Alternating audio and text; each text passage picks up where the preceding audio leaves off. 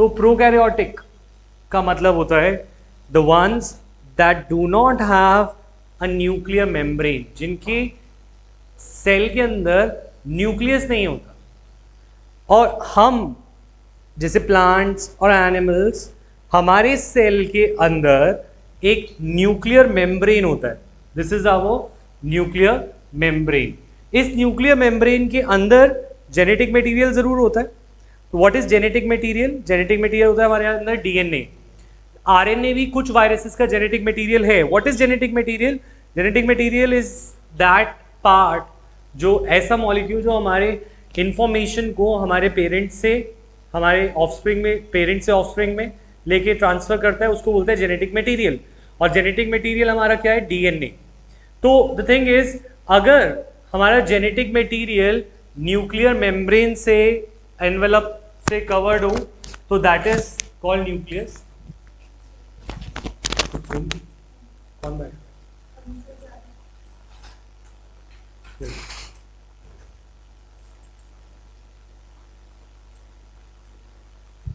तो what I mean to say here is, if nuclear membrane, ये तुम्हें लिखना है साथ साथ कॉपी में, न्यूक्लियर मेम्ब्रेन इज एब्सेंट। अगर न्यूक्लियर मेम्ब्रेन एब्सेंट हो, न्यूक्लियस इज एब्सेंट, तो such a cell is a prokaryotic cell. और ऐसा सेल जिसके अंदर न्यूक्लियर मेम्ब्रेन प्रेजेंट हो जेनेटिक मटेरियल को कवर करने के लिए, और ऑल्सो न्यूक्लियस इज प्रेजेंट, तो ऐसा ऑर्गेनिज्म होता है यूकैरियोटिक। अब हम बात करें तो कौन कौन यूकैरियोटिक और कौन कौन प्रोकैरियोटिक? तो सिर्फ और सिर्फ हमारे प्रोकैरियोटिक में आते हैं बैक्टीरिया, यानी कि किंगडम मोनेरा। जो मोनेरा या बैक्टीरिया किंगडम है, बैक्टीरिया प्रोकैरियोटिक हो गए। बाकी सारे यानी कि animal, plants, fungus, they all are protist, they all are eukaryote. यानी कि उन सब में न्यूक्लियस होता है, इन सब में न्यूक्लियस होता है और इनमें न्यूक्लियस नहीं होता। एक और डिफरेंस क्या है? Krishna, Tanishka, you tell me what is the difference between prokaryotic and eukaryotic? One more point of difference. So prokaryotic, they don't have membrane-bound organelles, and eukaryotic they have. Yes, very good.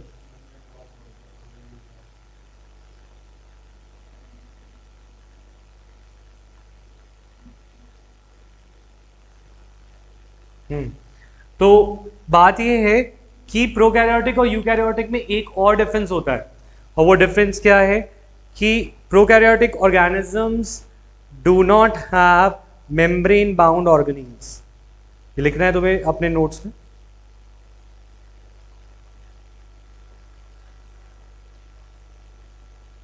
अच्छा, membrane bound organelles का मतलब क्या है?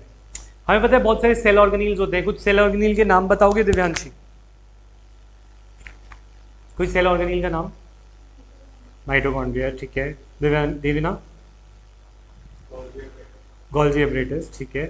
Jasleen? Ribosomes, ठीक है। प्रणव, कोई cell ऑर्गेनील? हाँ, lysosomes, lysosomes, ठीक है। तो मेम्ब्रेन बाउंड ऑर्गेनील्स होते हैं जिनके अंदर मेम्ब्रेन ऑर्गेनील को कवर करती है। और ऐसे ऑर्गेनील कौन कौन से हैं? माइटोकॉन्ड्रिया। अच्छा, तो mitochondria, endoplasmic reticulum, Golgi, lysosome are all absent, यानी इन सब में ये सारी ऑर्गेनील्स नहीं होते। बैक्टीरिया में ना माइटोकॉन्ड्रिया होता, ना एंडोप्लाज्मिक रेटिकुलम, ना गोल्जी बॉडी, ऐसे ऑर्गेनील्स नहीं होते जिनके ऊपर मेम्ब्रेन होती है। These organelles are absent. What about eukaryotic then? Eukaryotic cells have membrane bound organelles.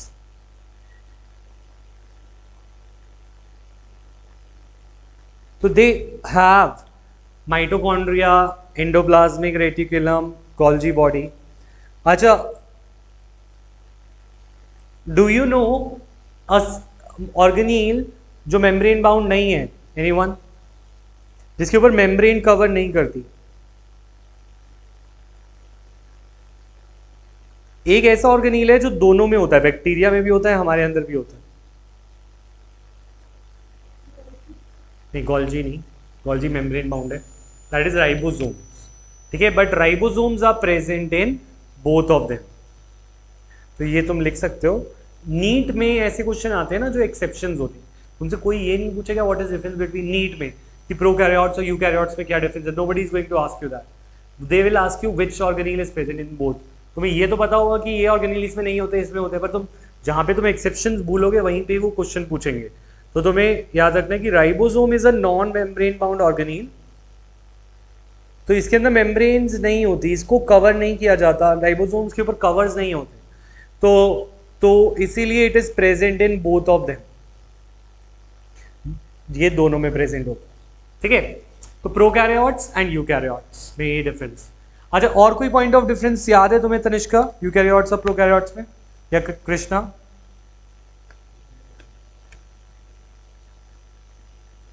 No sir.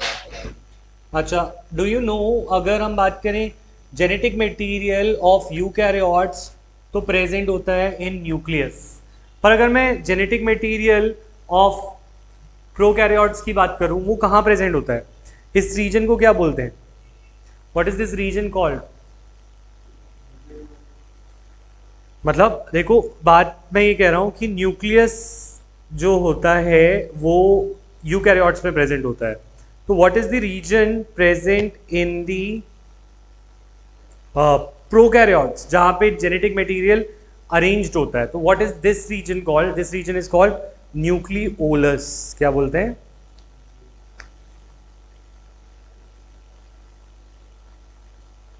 मतलब द थिंग इज यूकैरियोट्स में जेनेटिक मटेरियल एक जगह पे डेंसली पैक्ड होता है, पर उसके ऊपर कवरिंग नहीं होती, तो इस रीजन को बोलते हैं न्यूक्लियोलस। और प्रो यूकैरियोट्स में इस रीजन को पे कवरिंग भी होती है और इस रीजन को बोलते हैं nucleus. So there's a difference between nucleolus and nucleus.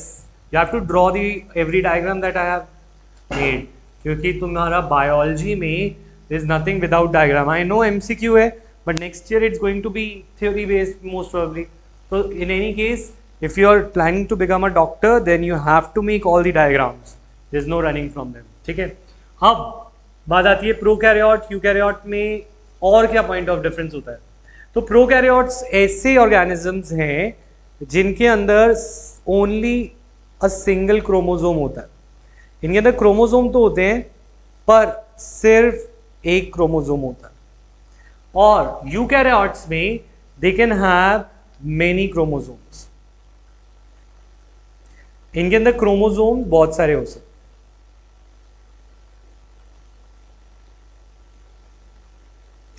अभी इससे भी और ज्यादा डिफरेंसेस हैं जो हम सेल के चैप्टर में टेक ऑन करेंगे। अभी मैं इतना पढ़ा रहा हूं कि चैप्टर 2 पढ़ने के लिए काम आए, ठीक है ना। तो चैप्टर 2 के लिए तुमसे अगर कोई तुमसे पूछ ले आज के बाद कि what are prokaryotic organisms, what are prokaryotic cells, तो तुम एक लाइन में अगर बोलना चाहो तो तुम्हें इसके अंदर बोलना है these are the cells that do not have nuclear membrane and do not have membrane bound organelle. दो चीजें बोलना जरूरी है। कौन कौन सी मेरे को बोल के बताओ? They do not have, they do not have, and those who have nuclear membrane and membrane bound organelles are called eukaryotic cell. So which cells are, which organisms are prokaryotic? Bacteria. Rest all eukaryotic. ये बात समझ में आ गई है सबको? yes or no? ठीक है। अब हम बढ़ते हैं चैप्टर 2 की तरफ। तो चैप्टर 2 का नाम है बायोलॉजिकल क्लासिफिकेशन, ठीक है। तो you all have your notes with you. हमें बायो में भी लिखने की ज़्यादा ज़रूरत नहीं है, लर्निंग पे ज़्यादा फोकस रहेगा। अगर मैं बायो तुम्हें लिखवाने बैठूंगा तो it will never get over. So you need to have module with you जिसमें सारे नोट्स डिटेल्ड प्रेजेंट है। You just have to study from there only. मेरा काम बायो रटवाना नहीं, समझाना है, ठीक है ना। तो तुम्हें नोट्स तुम्हारे पास है, मैं लिख के टाइम वेस्ट नहीं करूँगा, मैं तुम्हें समझाऊंगा बस, ठीक है। तो अब बात ये आ रही है अर्लियर क्लासिफिकेशन में क्या दिक्कत थी। क्लासिफिकेशन इज द प्रोसेस जिसमें हम ऑर्गेनिजम्स को कन्वीनियंट कैटेगरीज में डालते हैं। For example it is more convenient to say कि these are cats, these are dogs and this is cow. So cow, cats, dogs are the categories that we have made. Similarly, अगर हम categories को बनाने की कोशिश करें so that हमारा study easy हो जाए, तो इस प्रोसेस को क्लासिफिकेशन बोलते हैं। ये आज नहीं, बहुत पुराने टाइम से चल रहा है। Aristotle was the first one two do classification and उसका बहुत ही सिंपल तरीका था क्लासिफाई करने का। उसने बोला कि ऑर्गेनिज्म दो ही तरह के होते हैं, एक प्लांट्स और एक एनिमल्स। तो उसने कैसे क्लासिफिकेशन दिया? Two system classification. और टू सिस्टम क्लासिफिकेशन में इसने बोला कि प्लांट्स को और क्लासिफाई कर दिया into trees, herbs and shrubs. तो what is two kingdom classification? अगर कोई तुमसे पूछ ले कि what were the two kingdoms in which Aristotle classify, तो you will say there were two classification, one was plants and the other one was animals. और plants और animals के अंदर थोड़ी बहुत कैटेगरीज और बना दी थी। सो ही सेड कि जो सबसे लंबे हैं दे आर ट्रीज, फिर जो थोड़े छोटे हाइट के हैं दे आर श्रब्स, और जो सबसे छोटे हाइट के हैं वो हैं herbs. This was the classification given by the Aristotle. और एनिमल्स में उसने दो क्लास कर दी थी, जिनके अंदर रेड ब्लड होता है और जिनके अंदर रेड ब्लड नहीं होता। जैसे अगर तुम बोलो हमारे अंदर रेड ब्लड होता है, पर अगर मैं बात करूं कोई कुछ ऐसे एनिमल्स हैं स्पॉन्जेस जो ओशन में रहते हैं, जैसे कि हमारा कुछ जो मोलस्क होते हैं, मोलस्क जैसे ऑक्टोपस एटसेट्रा, ठीक है। क्रैब्स का ब्लड ब्लू होता है, तो पता है कुछ क्रैब्स हैं दे हैव ब्लू ब्लड। क्यों? क्योंकि हमारा जो ब्लड है वो रेड क्यों है? कौन सी पिगमेंट की वजह से? You might have heard it. हमारे ब्लड में क्या होता है जो रेड बनाता है उसे? बायो के बच्चे हो, बोलो। आरबीसी के अंदर क्या होता है जो रेड बनाता है? हीमोग्लोबिन। हीमोग्लोबिन कम होता है तो उसे क्या देते हैं? किसी इंसान का हीमोग्लोबिन कम हो तो उसे आयरन देते हैं। क्या देते हैं? आयरन। क्योंकि हमारा जो हीमोग्लोबिन है वो आयरन का कॉम्प्लेक्स है, तो हमारा रेड कलर का खून होता है। पर जो क्रैब्स हैं उनका खून ब्लू इसलिए होता है क्योंकि उनका जो खून है उसमें कॉपर है, आयरन। कॉपर की वजह से वो ब्लू कलर का होता है, और ये हमारा खून रेड कलर का होता है due to iron complex that is haemoglobin. तो इसी में एरिस्टोटल का करता क्या था, मैं सच्ची बता रहा हूँ, वो क्या करता था, दे यूज्ड टू कलेक्ट और animals, he used to cut them, dissect करता था, मॉर्फोलॉजी एनाटॉमी देखता था कि बाहर से कैसे दिखते हैं, अंदर से कैसे, ब्लड कैसा दिखता है। प्लांट्स को भी खोल के कट करके देखना उसको पसंद था, और उसी के बेसिस पे जो उसे सिमिलर लगते थे उनको सिमिलर कैटेगरीज में डाल देता था। बट सून हमें ये पता चल गया कि ये क्लासिफिकेशन ज़्यादा नहीं चलना है, क्योंकि ऑब्वियसली यहाँ पे कुछ ऐसे ऑर्गेनिज्म मिलने लगे जो प्लांट जैसे दिखते हैं पर प्लांट नहीं है। जैसे फंगस। फंगस अपना खाना खुद नहीं बना सकता प्लांट की तरह, पर वो लगता तो प्लांट की तरह ही है फंगस। तो वो कहाँ रखें हम? Do we keep it in plants और एनिमल्स? तो बहुत सारी चीज़ों की वजह से एरिस्टोटल के किंगडम जो हैं फेल कर गया। You have made this, yes और नो? बना लिया सबने? चेक करूं?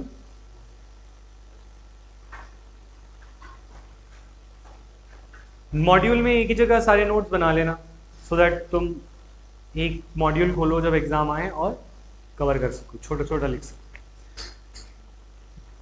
अच्छा, तो बात ये है, this system did not classify, did not distinguish between eukaryotes and prokaryotes.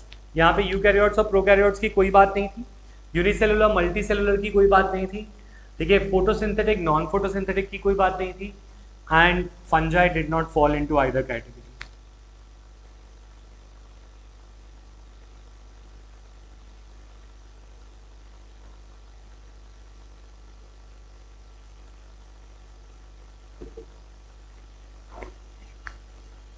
ठीक है। अच्छा, सो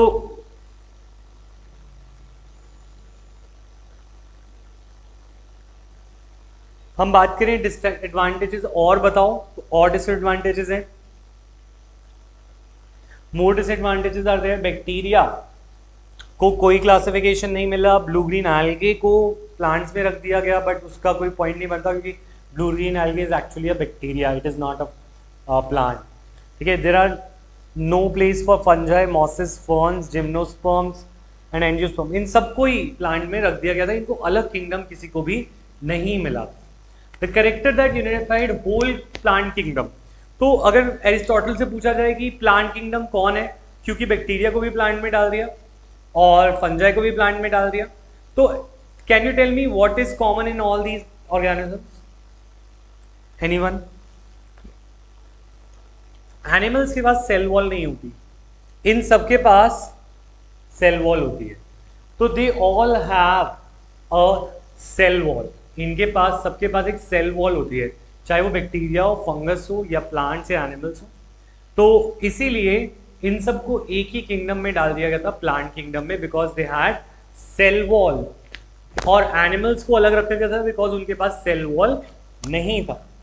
तो अगर कोई तुमसे पूछ ले, एमसीक्यू में आ जाए क्वेश्चन, क्वेश्चन कम्स कि cell what was the basis of keeping bacteria, blue-green algae, fungi, gymnosperm and angiosperm together in the plant kingdom, और तुम्हारे पास ऑप्शन हो सेल मेम्ब्रेन और मोड ऑफ न्यूट्रिशन, ठीक है, सेल स्ट्रक्चर, सेल स्ट्रक्चर तो नहीं, मतलब क्या बोलते हैं, साइटोलॉजी या फिर सेल वॉल, तो तुम्हारा ऑप्शन होना चाहिए सेल वॉल। तो the point is, if you don't know these small things, तो गूगल तुम्हें बार बार हेल्प करने नहीं आने वाला, क्योंकि लग तो ऐसा रहा है कि अब नवंबर के पेपर ऑफलाइन होने वाले हैं, तो लास्ट ईयर तो हो गए पास, पर इस साल गूगल से नहीं हो पाएंगे पास। गूगल पे तो आंसर मिल जाएगा, पर तुम्हें अब अपना भी लेवल बढ़ाना है, सो दैट अगर कभी ऑफलाइन हो भी जाए, then also we are prepared for it, ठीक है। This place together different characteristics, तो सिर्फ सेल वॉल के लिए उसने कितना कॉम्प्रोमाइज किया अरिस्टोटल ने, उसने सेल वॉल के लिए प्रोकैरियोटिक को और यूकैरियोटिक को एक साथ रख दिया। गलत है ना, प्रोकैरियोटिक और यूकैरियोटिक तो बिल्कुल ही सेल स्ट्रक्चर डिफरेंट है, बस सेल वॉल होने की वजह से उसने एक साथ रख दिया। दूसरी चीज, अगर सेल वॉल भी देख रहे हो तो सेल वॉल को भी ध्यान से देखो, बैक्टीरिया की सेल वॉल बनी होती है पॉलीसैकेराइड से, फंजाई की बनी होती है काइटिन से, और प्लांट की बनी होती है सेलुलोज से। तो इस सेल वॉल के बेसिस पे भी अगर हम रखें तो वो भी अलग अलग किंगडम में जाते हैं, पर उसने नहीं रखा। समझ आया जसलीन? ठीक है, अब बात ये आ रही है, it also group unicellular and multicellular plants, multicellular bacteria unicellular, दोनों को प्लांट में रखने की क्या जरूरत है, अलग अलग किंगडम को उन्हें। It also group Chlamydomonas and spirogyra under algae, तो यूनिसेलुलर मल्टीसेलुलर प्लांट्स के एल्गे के अंदर डाल दिए गए थे, और अब उनको अलग जगह मिल चुकी है जो कि प्रोटिस्टा है, वो हम धीरे धीरे पढ़ेंगे। इसमें मोड ऑफ न्यूट्रिशन के बेसिस पे भी नहीं किया, फंजाई अपना खाना नहीं बना सकता, प्लांट अपना खाना बना सकता है, फिर भी उसको सेम ही किंगडम में डालो। तो चलो ठीक है, ये सब तो पुरानी गलतियां हो गई, पुरानी गलतियों से सीखकर हमने अब नया मॉडल बनाया, नया सिस्टम बनाया, and the new system is called RH Whittaker का 5 kingdom classification. And what is this 5 kingdom classification? Let us talk about that. 2 minute लो, इससे पहले सारा रीड कर लो, I'll be asking you questions. मतलब RH विटेकर से पहले का पढ़ लो एक बार, including prokaryote and eukaryote.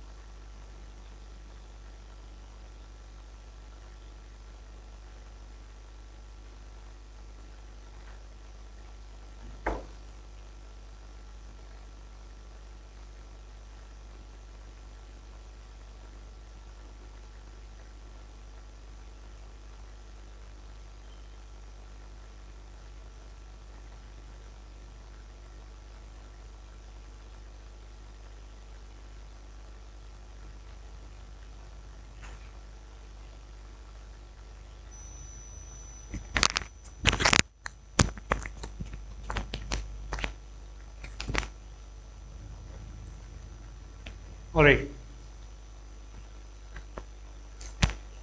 RH Whittaker gave 5 kingdom classification. तो RH Whittaker ने कौन कौन सी चीजों को देखा? He not only saw the cell structure कि कोई प्रोकैरियोट है यूकैरियोट है, he also saw the thallus organisation. What is meant by thallus?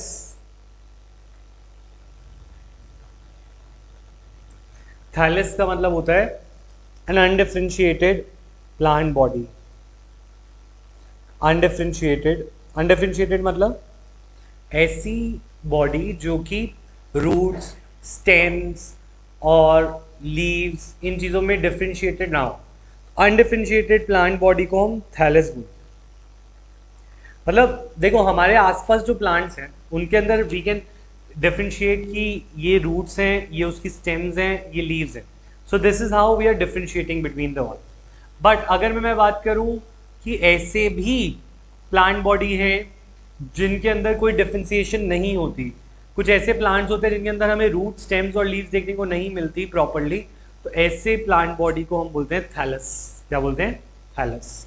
तो थैलस है या नहीं उसको देखना कि न्यूट्रिशन का मोड क्या है. मोड ऑफ न्यूट्रिशन माने कि अगर हम बात करें कि वो फोटोसिंथेटिक है, कीमो ऑटोट्रॉफ है, उसको देखना. Reproduction and phylogenetic relationship. तो व्हाट इज फाइलोजेनी? फाइलोजेनी क्या होता है?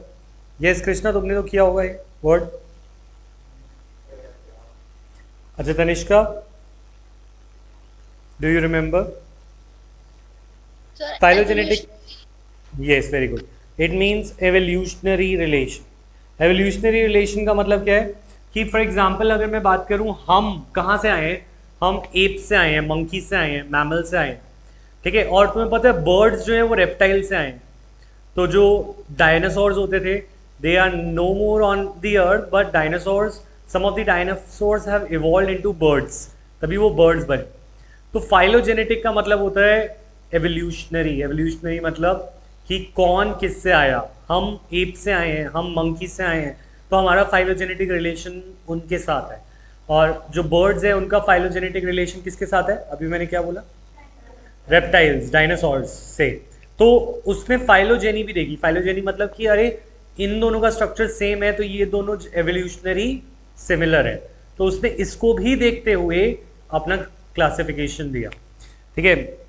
तो if I say what all characters did he choose, R H Whittaker ने कौन कौन से करेक्टर्स चूज किए?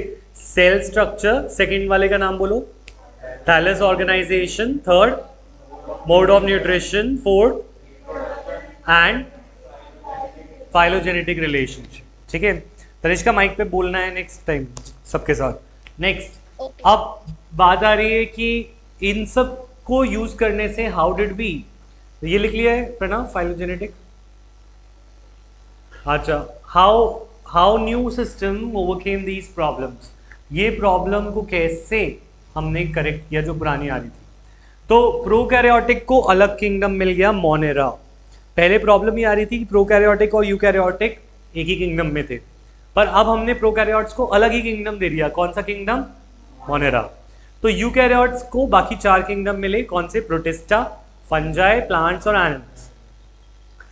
अच्छा, अगर हम बात करें किंगडम प्रोटिस्टा में यूनिसेलुलर आ गए. कैसे आ गए? Unicellular eukaryotes. तो मैं तुम्हें एक क्लासिफिकेशन करा रहा हूँ, डिफरेंट टेबल तुम बनाओगे मेरे साथ और लिखोगे 5 किंगडम क्लासिफिकेशन.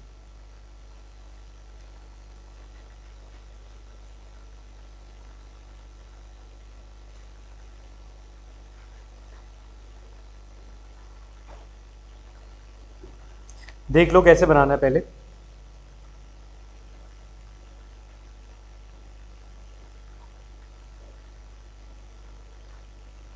फिर बना लो.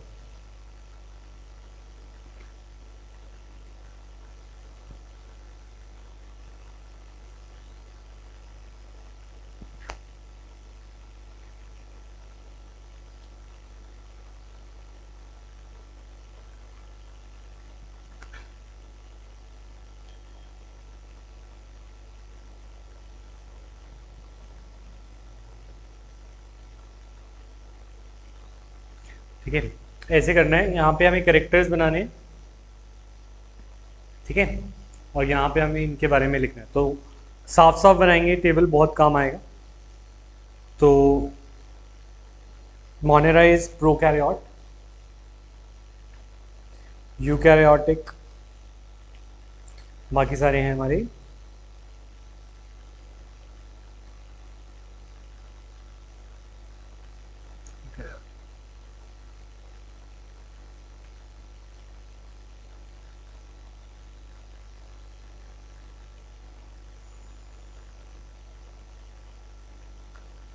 सेल वॉल की बात करें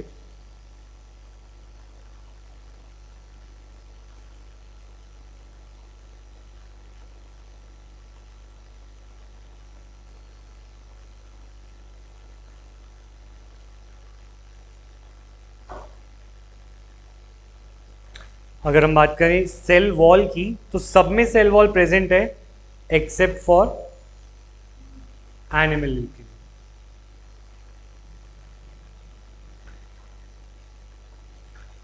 नंबर ऑफ सेल्स की अगर मैं बात करूं, अच्छा सेल वॉल के अंदर ये भी लिख इसी के अंदर एक पॉइंट और डाल लेंगे, सेल वॉल किसकी होती है,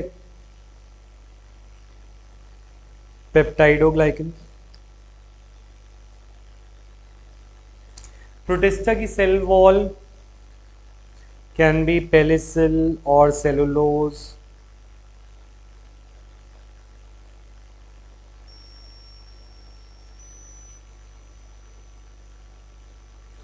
पेलिसिल, सिलिका, सेलुलोज, इन सब की सेल वॉल बनी हो सकती है। फंजाई की जो सेल वॉल होती है वो एक स्पेशल मटेरियल की होती है, नहीं काइटिन। प्लांट की जो सेल वॉल होती है वो किसकी बनी होती है, तो पता होगा, very good, cellulose.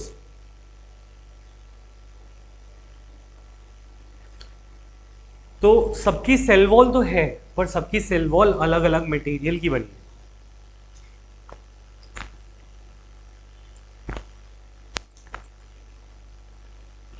Number of cells की बात करें तो ये होते हैं यूनिसेलुलर। कैसे होते हैं मोनेरा, यूनिसेलुलर, यानी इनमें सिर्फ एक ही सेल होता है। प्रोटिस्टा भी यूनिसेलुलर होता है। Fungi it can be uni और मल्टी सेलुलर।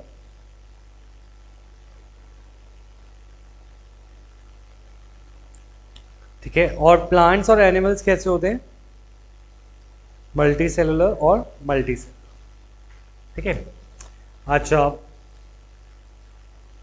अगर हम बात करें नंबर ऑफ सेल्स हो गया, सेल का टाइप हो गया। Any more point of difference, mode of nutrition, कि सब अपना खाना कैसे बनाते हैं।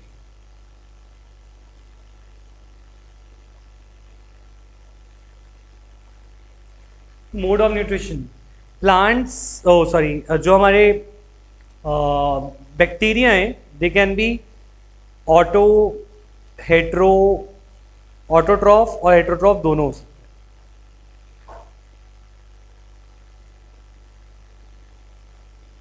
Protista can also be auto or heterotroph. Fungi are always heterotroph. Plants are always autotroph. Animals are always heterotroph.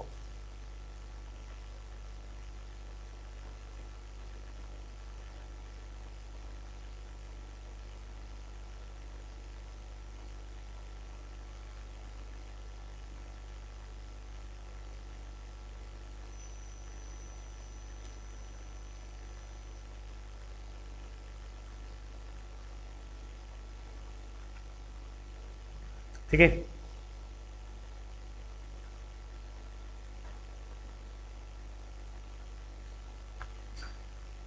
अच्छा एग्जाम्पल्स तो you'll do. So this is the basis of classification in five kingdom. Five kingdom को अगर मैं बोलूँ कि किस basis पे classify किया है, सेल के टाइप पे, सेल वॉल पे, नंबर ऑफ सेल्स पे, मोड ऑफ न्यूट्रिशन पे एंड अदर कैरेक्टर्स पे इंक्लूड करा गया है, और इनके बेसिस पर ये हमारे पांच किंगडम है। इन पांच किंगडम को हमें डिटेल में पढ़ना है with all their characters, starting with the kingdom Monera. ठीक है, अच्छा एक दो चीज़ें यहीं पे एक्सेप्शंस की बात करते हैं, अगर नीट में कुछ क्वेश्चन आ जाए तो मैं अगर तुमसे बोलूं नेम एनी हेट्रोट्रॉफिक प्लांट, कोई ऐसा प्लांट है जो खाना खुद नहीं बनाता, कौन है? नहीं, इट इज पार्शियल। और कोई, मतलब वो थोड़ा खाना जो होता है इंसेक्ट से लेता है, पर अगर मैं बोलूं कंप्लीटली हेट्रोट्रॉफिक प्लांट, ऐसा कोई है? Sir Cuscuta. Yes, heterotrophic.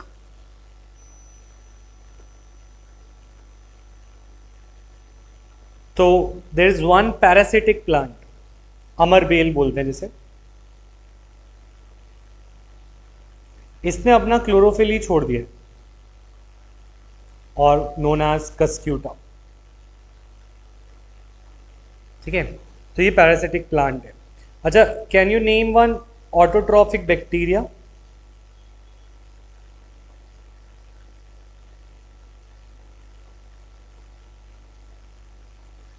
Autotrophic bacteria का कोई नाम पता है जो अपना ब्लू खाना खुद ग्रीन। बना?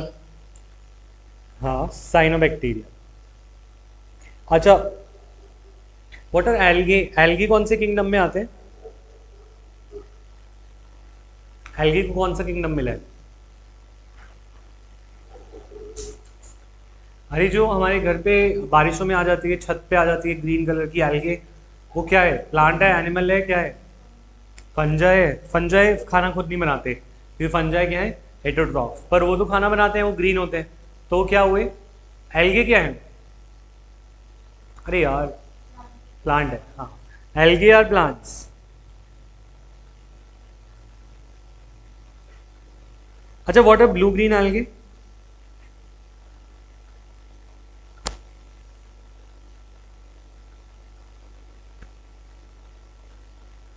ब्लू ग्रीन एल्गे क्या होती है? ब्लू ग्रीन एल्गे साइनोबैक्टीरिया ही होता है, यानी इट इज अ बैक्टीरिया।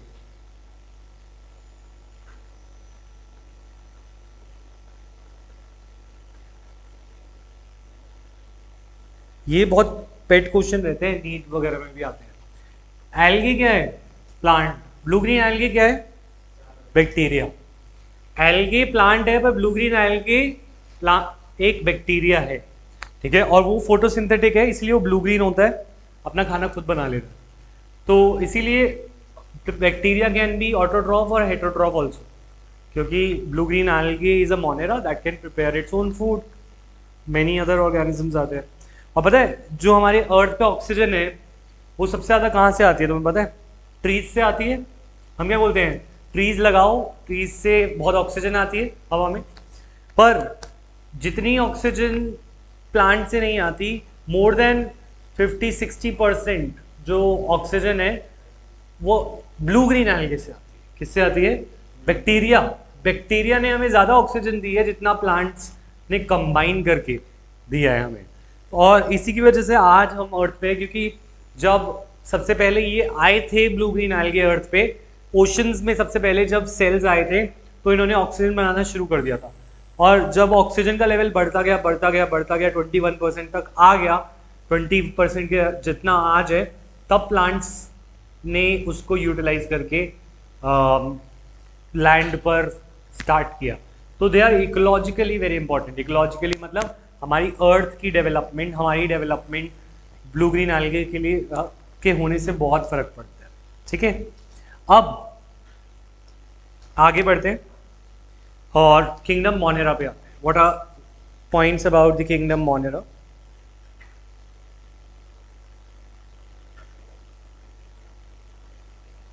तो किंगडम मोनेरा में बोला जाए तो only bacteria are the sole members बोलते हैं ऑफ किंगडम मोनेरा। अकेले मेंबर्स हैं बैक्टीरिया इस किंगडम के, तो वो इस किंगडम के राजा हैं, ऐसा बोलो। ठीक है, क्योंकि इसमें सिर्फ बैक्टीरिया ही पाए जाते हैं इस मोनेरा में। पर बैक्टीरिया कितने टाइप के होते हैं? बैक्टीरिया की किंगडम को हम दो पार्ट में डिवाइड कर सकते हैं। One is archaebacteria. अच्छा, what is meant by the word archae? Can anyone tell? अच्छा, what is meant by you? Bacteria में यू कोई बता सकता है? अच्छा यू वर्ड और कहाँ पे था? यूकैरियोटिक। तो प्रोकैरियोटिक क्या थे? Early form. और यूकैरियोटिक क्या थे? New form. तो यू का मतलब हो जाता है kind of like new, kind of like new. और archaeological survey of India, archaeology, English बहुत जरूरी है बायो के लिए।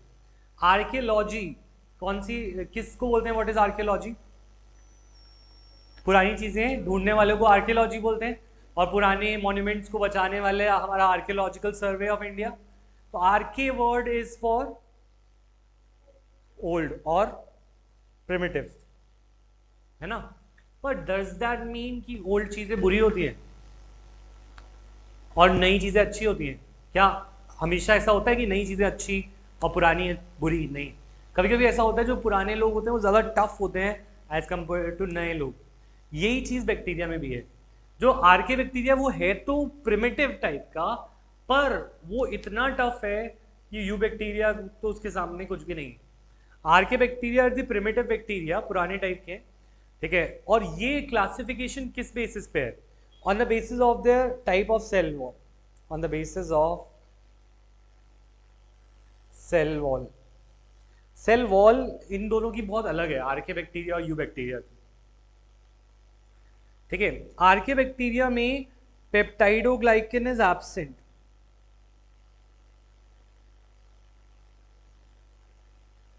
और लिपोपॉलीसैकेराइड्स होते हैं, पर इसकी सेल वॉल में peptidoglycan is absent in the cell wall. ये मटेरियल सेल वॉल का आर्के बैक्टीरिया में के सेल वॉल में नहीं होता, पर यू बैक्टीरिया के सेल वॉल में होता है। Peptidoglycan is present in the cell wall of eubacteria. Archaebacteria is further subdivided into 3 parts, और वो कौन कौन से हैं? वन इज थर्मोएसिडोफाइल्स,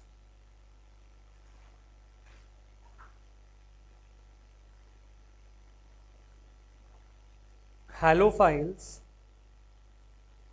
और एक और होते हैं, कौन से होते हैं तीसरे? थर्मोएसिडो मिथानोजेंस।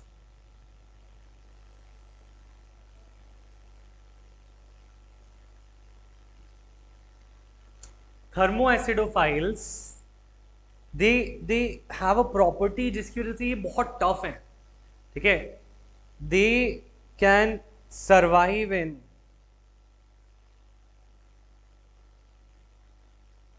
टेम्परेचर्स 100 डिग्री में। हम बोलते हैं ना भाई पानी को 100 डिग्री में बॉईल करो, उसके अंदर के जर्म्स मर जाएंगे, पर आर्के बैक्टीरिया जो है वो मरते नहीं है, वो तो रहते ही 100 डिग्री से ऊपर है। तो दे सर्वाइव इन temperatures exceeding 100 degree Celsius, like hot water springs. जो पानी के नीचे से कभी कभी फवारे निकलते हैं, जो शॉवर्स निकलते हैं हॉट वाटर के, उन हॉट वाटर स्प्रिंग में भी बैक्टीरिया मिला जो कि हमारे हाथ जला सकता है। अगर तुमने उस पानी को हाथ में लिया तो तुम जल जाओगे।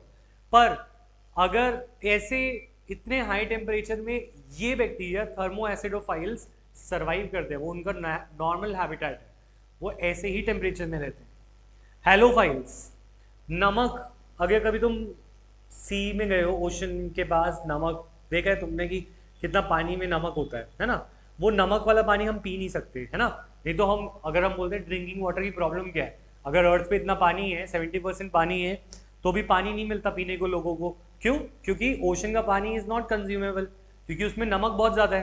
तो नमक ज़्यादा होने से इंसान नमक नहीं ले सकता, फ्रेश वाटर फिशेज नहीं रह सकती, कोई एनिमल नहीं रह सकता। और ये ऐसे नमक में रहते हैं कि नमक ही नमक हो, 70-80% भी नमक हो तब भी ये रह लेंगे, क्योंकि दे आर हैलोफाइल्स। हैलोजन, हैलोजन होता है क्लोरीन, ब्रोमीन, आयोडीन। तो नमक में हैलोजन होता है NaCl, सोडियम क्लोराइड, इसको हैलोजन बोलते हैं क्लोरीन को। तो हैलोजन को पसंद करने वाले halophiles, they survive in extremely salty habitat, saline habitat में भी रह लेते हैं, जहाँ भी नमक बहुत ज़्यादा हो और कोई नहीं रह सकता, सब मर जाएंगे, तो हैलोफाइल सर्वाइव करें।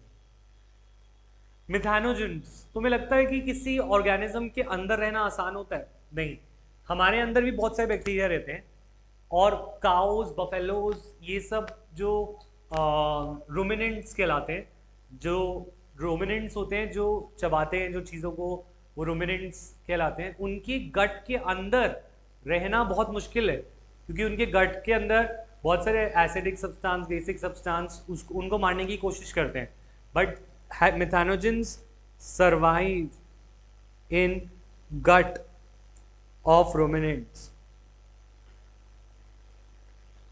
रूमिनेंट्स यानी कैटल्स एटसेट्रा के। और क्योंकि ये मिथेन प्रोड्यूस करते हैं, तो जो गोबर गैस जो उनके रूमिनेंट्स के काउडंग से निकलता है, उसके अंदर मिथेन प्रोड्यूसिंग बैक्टीरिया होते हैं, वो मिथानोजेंस ही हैं, जो उनकी बॉडी के अंदर थे पर गोबर के साथ बाहर आए, एंड उसकी हेल्प से we can produce compress natural gas, that is CNG, है ना।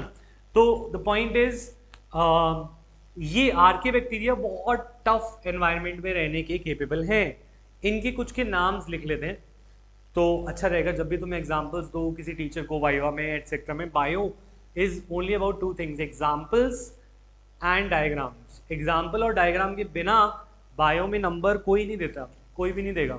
अगर तुम्हारा फाइनल पेपर थियोरेटिकल हो, इस साल तो नहीं, नेक्स्ट ईयर तो हो सकता है, तो अगर तुमने डायग्राम किसी भी में नहीं बनाया और लिखा नहीं होता बायो में, बायो की इंस्ट्रक्शन में लिखा होता है, तुम बायो का पेपर की इंस्ट्रक्शन पढ़ोगे, उसमें लिखा होगा draw the diagrams wherever necessary, ये लिखा होगा।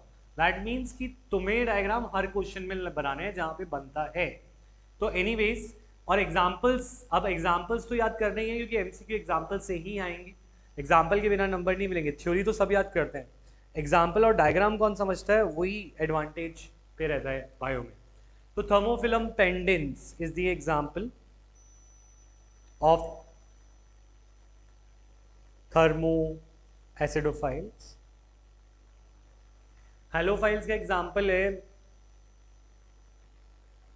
एसिडिलोबस सैकारोवोरेंस। ऐसा लर्न करो ना कि भाई डर लग जाए दूसरे बच्चे को, मैं ऐसे एग्जाम्पल बायो में, ठीक है, और वो सही भी होने चाहिए। मिथानोजेंस का एग्जाम्पल है मिथानोकोकस वोल्टे,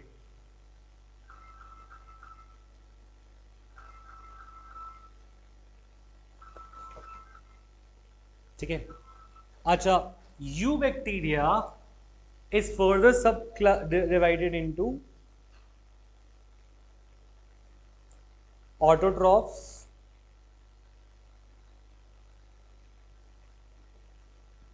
and heterotrophs।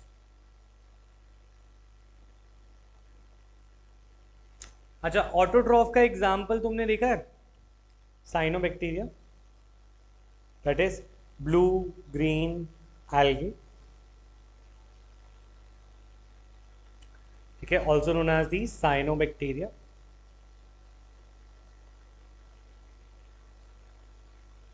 और हेटेरोट्रॉफ का एग्जाम्पल है हमारा लैक्टिक एसिड बैसिलस, जो हमारे कर्ड में होता है,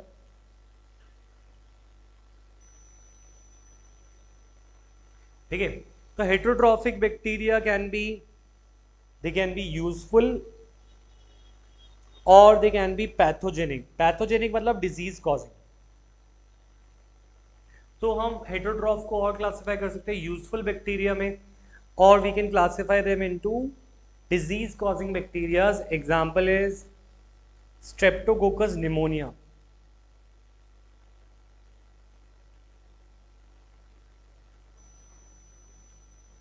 तो streptococcus pneumonia causes us pneumonia, causes us pneumonia, तो इसीलिए this is pathogenic. What is the word pathogenic mean? Pathogenic means disease causing. तो ऐसे बैक्टीरिया भी होते हैं जो डिजीज कॉज करते हैं, कुछ ऐसे भी होते हैं जो हमारे हाउस होल्ड में यूज आते हैं, जैसे lactic acid bacillus is used to convert milk into curd. Methanogen का एग्जाम्पल है Methanococcus voltae, Methanococcus VoLTE.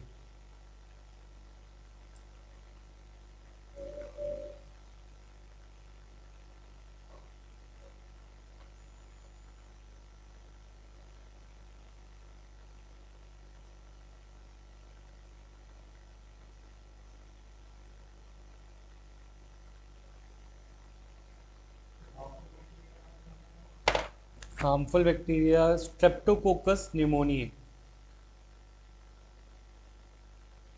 Bacillus anthrax जो एंथ्रैक्स कॉज करते हैं। ठीक है तनिष्का, यहाँ तक क्लियर है? कोई डाउट? ठीक है, यहाँ तक कोई डाउट है? क्लियर है यहाँ तक?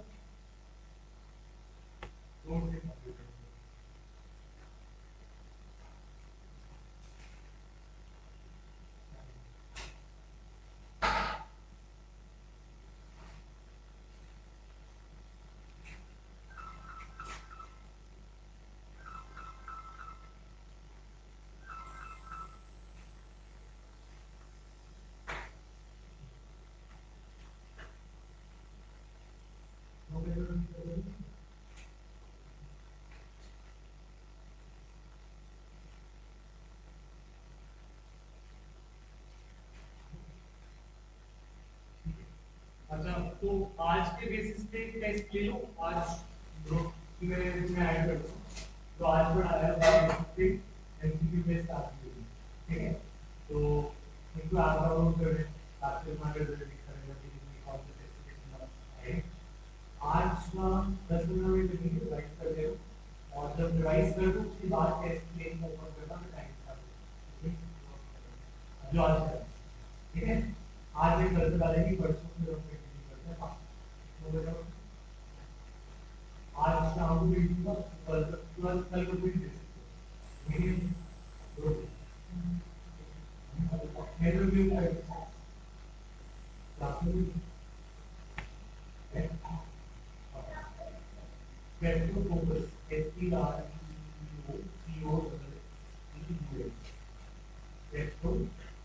focus pneumonia NPNEU NONIA।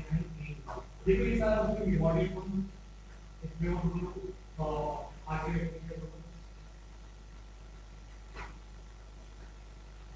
रखेंगे भी सारे काम करेंगे। एक मॉडल आगे रखेंगे।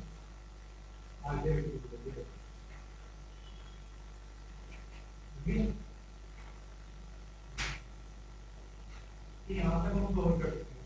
देखो मॉड्यूल और उसको दोनों को एक साथ प्रोवाइड करके रखते हैं। Kanishka, I'll send you a test that you have to attempt for biological classification, okay? Okay, sir.